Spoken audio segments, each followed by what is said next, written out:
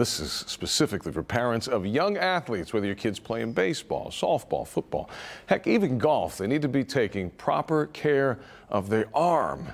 Whenever rotates, right? You got the shoulder in there. A lot of stuff to talk about with Dean Doxakis, Vice President of Tom House Sports and National Pitching. Dean, good morning. How you doing? Good morning. Thanks for having me. Boy, my shoulder's hurting just thinking about it. I'm at that age, that advanced age where we start getting aches and pains. But let's be honest. I mean, for a young athlete, this is a very important area of the body to protect. Right, and particularly the whole arm and, well, the whole body. But in general, we've seen, you know, the landscape of rotational sports, throwing something, has changed so much over the last few years, even, you know, into the decades. But yeah, where, you know, kids play a lot more now. They play year round, but what hasn't kept up is how to prepare and keep ourselves healthy with all that much more activity they're getting in throwing baseballs. Sure. So that's what we do, is to try and build up an arm care program to keep up with the more use of the arm. So, what are some of the common mistakes that players are making these days? And is it specific to a certain point or a sport rather, or are there some sort of general mistakes we're making? General mistakes are just basically taking more out of your arm than you're putting back in. So we know that we're going to be playing more now. Kids used to play seasons, and they don't do that anymore. They play year round, and so that's probably not going to go away. So what we need to do is find a way to help them mediate that. And so what needs to happen is we need to have some type of functional strength program that puts back into the arm what you're taking out. It's a common myth that throwing can help your arm get stronger and be healthier. But if throwing is the reason why you need recovery, then throwing can't be your recovery. Right. So you have to have a program that puts functional strength back into the arm. Basically, think of your arm like a bank account. Every time you let go of something, it's money coming out.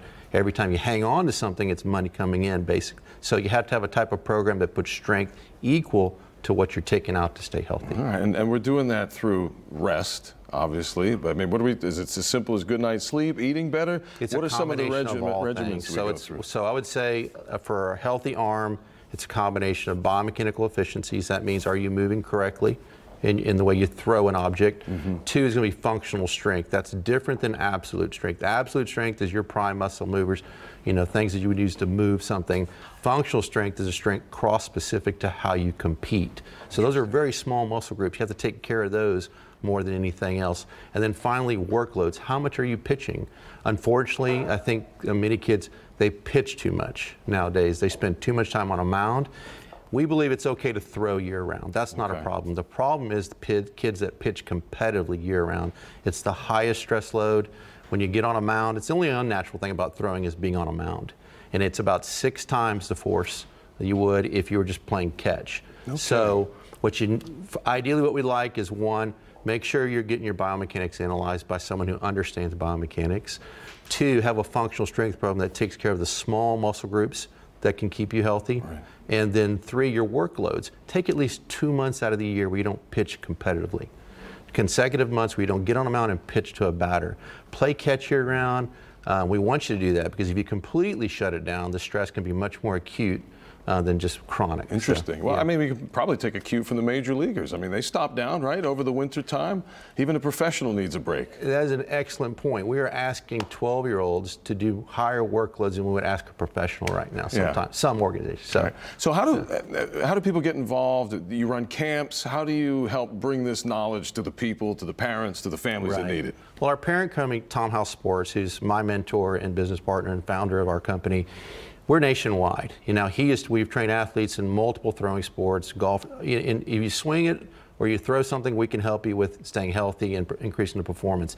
Now, the national pitching is where you can go specifically interested in help with pitching. We're here locally in Houston. I have a facility we train athletes, but we have locations around the country, and we also have remote training from our website as well. You can get our arm care program there. You know, I think back to when I was a kid. I was 10, 11, 12 years old, and that was my uncle or somebody said, "You're allowed to throw a curveball till you're 12. You're gonna hurt your arm. You're gonna destroy your arm." Is some of that stuff still true? Some of that old school advice? You know, baseball's full of a lot of false conventional wisdoms, but that wasn't one of them. And with recent studies and a lot of good studies, There is no more stress on an arm with a held properly now, with a curveball than a fastball. And it's just, unfortunately, it's taught incorrectly that causes the issues. Yeah. And I'm just talking, but if you want to, an 8-year-old can throw a curveball just as safely as a fastball if they stabilize the joints when they do it, meaning they take the ball, they put it all the way back in their hand, and they split it evenly in half between middle finger and thumb. What it does is it stabilizes the mobile joints. You don't have the twist in the arm. Interesting. So you can throw curveballs just as safely, and that's not just Coach Doc saying that. That's the American Sports and Medical Institute. Sure. And so you just got to get the right instruction. And I think that's what it comes back to. There's a lot that can go wrong if it is done wrong. Right. And the whole idea is to start as young as possible, right? And do it right. Yeah, we typically see around 10 years old when someone can actually have the functional strength to demonstrate a good biomechanical movement. And my advice to parents of kids younger than that is just let them throw. Be themselves, don't try to change anything, because you're better off getting no information than bad information. It's really hard, because that's the window where nerve pathways are being developed, and we don't want, once you establish a bad nerve pathway, it takes a lot longer to fix it. Interesting. And of course, most importantly, we want them to have fun too, because if they're not enjoying it, they're not going to keep it up. Absolutely. That bottom line. And tell you, it's one of our lectures we do with parents. We sit and we talk with them about how do they manage that? How can you make sure you keep this fun for your kid? Sometimes I think parents have this fear of missing out a lot, and they have a tendency to want to do too much. But sit back, enjoy it, breathe, and keep it positive. Keep it positive. Yeah, keep smiling. Thanks, Coach. Appreciate your time this morning. Thank you so much. I enjoyed this very much. Dean Doxakis, Vice President, Tom House Sports and National Pitching. Go get those arms checked out.